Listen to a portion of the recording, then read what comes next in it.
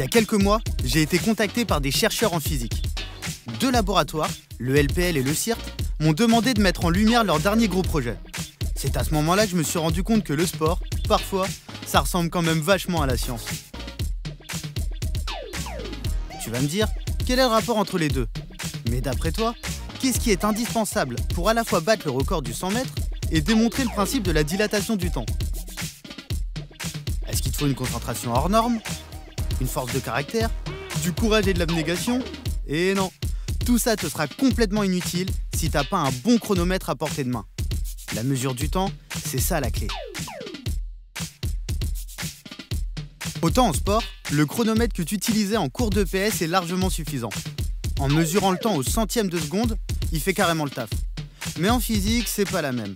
Certains phénomènes sont si rapides, si fugaces.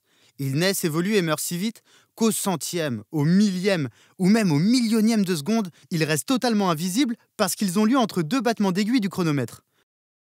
De quoi humilier Usain Bolt et foutre le seum à Flash Gordon. Dans ce sprint vers la précision, les chercheurs ont inventé les horloges atomiques optiques. Mais à quel point sont-elles précises du coup? C'est ça qui fait la force de cette horloge, c'est qu'elle vibre 10 puissance 15 fois par seconde, c'est-à-dire 100 000 milliards de fois par seconde. 100 000 milliards de 100 000 milliards de fois par seconde. Autrement dit, voilà à quoi ressemblerait le record du 100 mètres féminin s'il avait été établi avec une horloge atomique optique. Plus précis, tu te crames la rétine.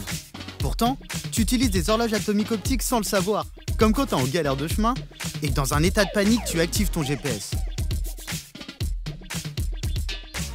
Voilà à quoi ressemble ce chronomètre de la mort. Une sorte d'enfant caché d'un flipper et d'un sabre laser. Comme son nom l'indique, l'horloge atomique optique fonctionne grâce à un atome. Pour les plus curieux, son petit nom, c'est le strontium. Cet atome va être excité par un laser. C'est lui que tu vois en bleu là. L'atome va se mettre à vibrer de manière stable et régulière, exactement comme un métronome, mais en beaucoup plus speed, jusqu'à ce niveau de précision, indispensable à de nombreuses expériences scientifiques. Des horloges ultra précises comme celle-là, il en existe une dizaine, dispatchées aux quatre coins du monde. Elles ont servi par exemple à confirmer certaines théories de l'homme à la langue bien pendue, le vieux pote Albert Einstein. Mais il y a un gros problème avec ces horloges atomiques optiques. Un problème au moins aussi gros que le boule de Nicki Minaj. Tu vas halluciner, mais les chercheurs n'ont jamais vérifié qu'elles battaient bien tout au même rythme. T'imagines? Si c'était le cas en sport, on ne pourrait pas comparer les records entre eux. Chaque chronomètre aurait sa propre notion du temps et donc son propre champion. Autrement dit, on pourrait apprendre qu'en réalité, le record féminin est bien meilleur que le masculin. Perso, ça me ferait marrer de voir Usain Bolt redescendre de son nuage. Mais transposé à la science, ça remettrait de nombreuses découvertes en question. Et justement, les chercheurs du CIRT, épaulés par ceux du LPL, ont enfin réussi à comparer deux horloges atomiques optiques. Autant dire que ces résultats, mais surtout la technique pour les obtenir, ont eu grave de succès. Ils ont même été publiés dans une revue scientifique prestigieuse. La revue, c'est Nature Communication. C'est justement parce que nos mesures sont les premières au niveau international, donc à avoir comparé des horloges distantes. Et donc ça a un fort impact dans toute la communauté des mesures de précision et de la métrologie temps fréquence qu'on a réussi à publier dans un tel journal. À tel point qu'on a même eu l'honneur d'être dans la revue La Recherche, citée parmi les 10 découvertes de l'année scientifique en physique en 2016. Mais alors, pourquoi avoir attendu l'année 2017 pour finalement les comparer? Ce serait sous-estimer nos amis chercheurs que d'imaginer qu'ils n'y ont pas pensé avant. À vrai dire, nos deux labos bossent sur un moyen fiable d'effectuer cette comparaison depuis plus de 20 ans. Comme on dit chez moi, faut toujours se méfier du chercheur qui dort. Le plus stylé dans leur expérience, c'est l'ingéniosité dont ils ont fait preuve pour atteindre leur but. À côté, MacGyver, c'est un petit joueur. Alors dans un premier temps, il aura fallu trouver par quel moyen connecter deux horloges atomiques. Avec quel câble quoi? En gros, quel serait le fil de leur yaourtophone? Nos chercheurs se sont rapidement tournés vers la fibre optique. Ouais, la même qui est branchée à ta box afin de te faire profiter de tous les charmes du haut débit. Son avantage? La perfection de sa connexion, en théorie en tout cas. Les données transitent dans la fibre à une vitesse folle.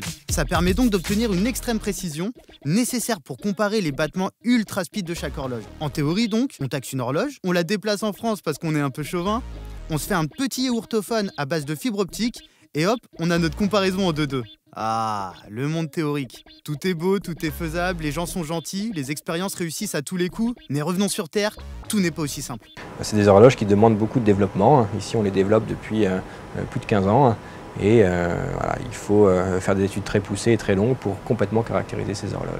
Quand on voit la complexité d'une horloge atomique, la taille que ça fait, la précision et la minutie que sa construction nécessite, on comprend vite que la déplacer sans tout foutre en l'air, c'est complètement dead. Ne reste plus qu'une solution, réussir à les connecter en les laissant sur place. Mais comment faire pour avoir une connexion parfaite sur plusieurs centaines de kilomètres? Jusqu'ici, personne n'avait trouvé la solution aux nombreux problèmes à surmonter. Mais ça, c'était avant que les travaux d'innovation de nos deux labos aboutissent à une toute nouvelle technologie, leur permettant de connecter leur horloge, celle de Paris, à celle de l'Institut national de métrologie allemand, situé à Braunschweig.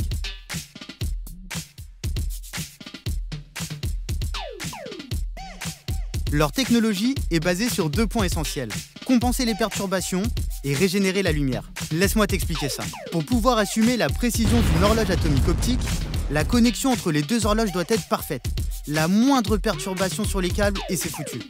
Sur une distance comme celle-là, elles sont nombreuses et c'est ce que m'a expliqué Étienne. Il y a des bruits qui viennent des variations de température et des bruits acoustiques. Donc il faut savoir que sur des centaines de kilomètres, ça peut passer à côté de voies ferrées, à côté d'autoroutes, à côté de grands axes routiers par exemple.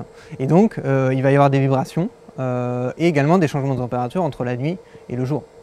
Donc qu'à cela ne tienne, les chercheurs ont créé un dispositif de toutes pièces capable de compenser toutes ces perturbations, toutes ces interférences, comme me l'expliquait Olivier, un des créateurs du prototype du dispositif. En gros, voilà comment ça marche.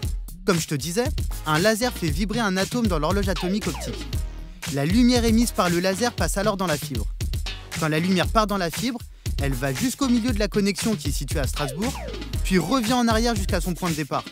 Elle fait un aller-retour, quoi. Les chercheurs ont créé un dispositif qu'ils placent au niveau de l'horloge. Ils calculent la différence entre le signal envoyé et le signal reçu sur le retour, ce qui lui permet de compenser toutes les interférences en temps réel. Et voilà à quoi ressemble une connexion parfaite en vrai. Même quand Eric tape dans le câble, ça se remet en place direct.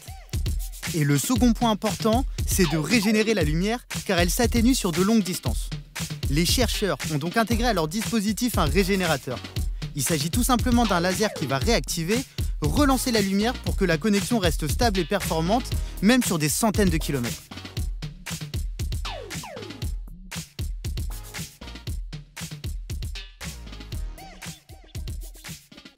Donc grâce à la compensation et à la régénération, les chercheurs ont réussi à envoyer parfaitement le signal de temps de leur horloge atomique optique, comme si l'horloge était là en fait. Le signal aurait pu être envoyé n'importe où, pourvu qu'il y ait de la fibre optique et le fameux dispositif de compensation-régénération. Donc paradin, les deux laboratoires ont voulu partager leur dispositif avec le plus grand nombre de laboratoires français pour que chacun puisse utiliser l'ultra-précision d'une horloge sans avoir à dépenser des millions d'euros pour la construire. Mais pour que ça soit possible, il fallait transformer le prototype de leur dispositif en une sorte de box, la box du temps, facile à brancher et à utiliser pour n'importe quel chercheur. Ils se sont donc alliés à 3 PME qui avaient le savoir-faire pour que la box soit facile à produire et dans des coûts qui soient accessibles à tous les labos. Du coup, je suis allé rendre visite à l'une de ces PME à Bordeaux, l'entreprise Mucans. C'est une opportunité extraordinaire. Hein. Je pense qu'à la base, il y a un projet qui est vraiment unique sur le plan scientifique et technologique. C'est vraiment une première mondiale. Ce qui se fait en France sur le sujet, ça n'existe nulle part ailleurs. Donc avoir le sentiment de participer à une aventure scientifique et technologique un peu hors norme, de créer quelque chose qui n'existe nulle part ailleurs. Grâce à ce partenariat inédit entre le monde de la recherche publique et celui de l'industrie, tout un réseau de box va être installé en France. Pour ça, la fibre du réseau public Renater va être squattée par nos physiciens parisiens. Ce réseau est peu connu, pourtant il connecte toutes les universités et tous les labos français. Absolument, donc Renater a déployé un réseau de près de 12 000 km de fibre optique et raccorde l'ensemble des sites, en particulier de recherche. Ça représente 1400 sites raccordés sur le territoire national. Autant de chercheurs qui seront directement connectés à l'horloge atomique optique de Paris grâce à la box du temps. Et ouais, on aura bientôt en France un réseau de labos ultra performant. Autant dire que ça fait rêver la planète science. Et donc, lorsque l'ensemble de la communauté scientifique intéressée par ces problématiques de temps et de fréquence a eu connaissance de ce projet-là, il a tout de suite attiré beaucoup l'attention et beaucoup intéressé. Nombre de pays suivent avec beaucoup d'intérêt, et pas uniquement en Europe, également au Japon, au Brésil et dans d'autres pays. Les développements qui sont faits là Bon, la boxe du temps, au final, c'était du bonus. Mais ça a donné quoi la fameuse comparaison des horloges atomiques optiques entre la France et l'Allemagne? À vous, hein, t'as envie de savoir? Bah autant laisser parler les chercheurs qui ont bossé dur dessus. Effectivement, les deux horloges n'avaient pas exactement la même fréquence, mais c'est normal, c'est parce qu'elles ne sont pas à la même altitude et la fréquence d'une horloge dépend de son altitude. Donc quand on corrige, quand on tient compte de la différence d'altitude, on s'aperçoit qu'effectivement les deux horloges se comparent très très bien.